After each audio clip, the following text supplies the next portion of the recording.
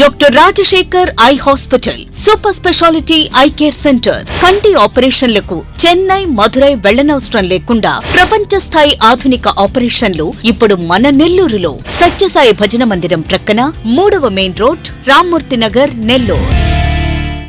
జిల్లాలో ఆరోగ్య శాఖకు సంబంధించిన పలు సమస్యలు ఎదుర్కొంటున్నాం.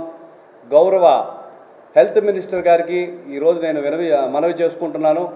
ఆరోగ్యపరంగా జిల్లాలో చాలా వెనుకబడి ఉంది. పలు పిహెచ్ఓల్లో సిబ్బంది లేరు.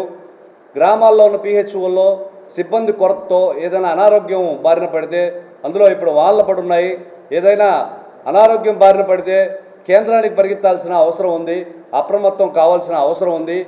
అనేక రకమైన మందులు ఈ సిబ్బంది కొరత ఏదైతే ఉందో ఆ కొరత వల్ల ఉపయోగానికి దూరంగా మరుగున పడి ఉన్నాయి. పిహెచ్ఓ కేంద్రాల్లో అనేక రకమైన ఔషధాలు అవుట్డేటెడ్ అయిపోయే పరిస్థితి ఉంది. ప్రజాధనం దుర్వినియోగం అవుతుంది. దీన్ని రక్షించుకోవాల్సిన బాధ్యత అయితే ఉందని మరొకసారి తెలియజేస్తున్నాను. అదేవిధంగా ఎన్టీఆర్ ఆరోగ్య భరోసా కింద గతంలో ఆరోగ్యశ్రీ అని ఉండింది. దానికి సంబంధించిన అనేక నిధులు ఇప్పటికీ కొన్ని హాస్పిటల్కి చెల్లించలేకపోవడం వల్ల కొన్ని రకాల రోగాలకి ఇప్పటికి కూడా చికిత్స అందించడానికి కొన్ని ప్రైవేటు హాస్పిటల్ వెనకంజ వేస్తున్నాయి. వాటిని వీలైనంత త్వరగా క్లియర్ చేసి పేద బలహీన వర్గాలకి ఆసరాగా ఉండాల్సిన అవసరం అయితే ఉంది.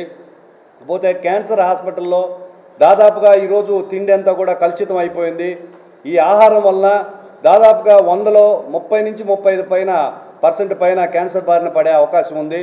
గతంలో క్యాన్సర్ హాస్పిటల్లో ఉచితంగా మందులు పంపిణీ అనేది జరుగుతుంది. గవర్నమెంట్ నుంచి ఈ నిధులు ఏదైతే ఉన్నాయో వాళ్ళకి ఫండ్స్ రాకపోవడం వల్ల ఈ ఫ్రీగా ఇచ్చే మెడిసిన్స్ అంతా కూడా ఆపివేస్తున్నారు. వాటి వల్ల కూడా అనేక రకమైన అవస్థలు ఎదుర్కొంటున్నారు. వీటిని కూడా పరిశీలించాల్సిందిగా ఈరోజు జనసేన వేదికగా నేను విన్నవించుకుంటున్నాను.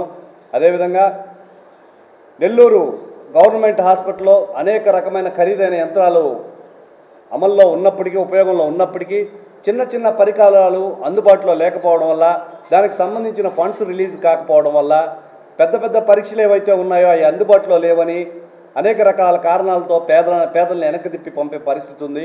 కనీసం ప్రసూతి విభాగంలో మంచినీరు తాగేదానికి కూడా ఇబ్బందికరంగా ఉండదు అనే సమాచారాన్ని ఇప్పటికే మేము కలెక్టర్ గారికి కూడా ఇచ్చాం.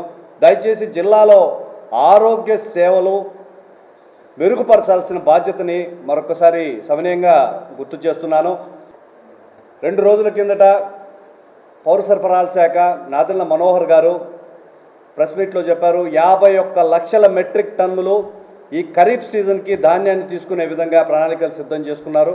గౌరవ ముఖ్యమంత్రి మన నారా చంద్రబాబు నాయుడు అయితేమి, ఉప ముఖ్యమంత్రి గారు శ్రీ కొణిదెల పవన్ కళ్యాణ్ గారు అయితేమి, వీరందరూ సహాయ సహకారాలతో ఎక్కువగా ఖరీఫ్ సీజన్లో వచ్చిన ఈ ధాన్యాన్ని ఏదైతే ఉందో కొనుగోలు స్టార్ట్ అయింది. 51 లక్షలు టన్నులు కేంద్రంగా సాగుతుందా ఉంది. అన్ని జిల్లాలకి, ఏ జిల్లాలో ఉన్న అన్నదాతకు కూడా ఇబ్బంది అనేది జరగకుండా సహాయక చర్యలు జరుగుతున్నాయి.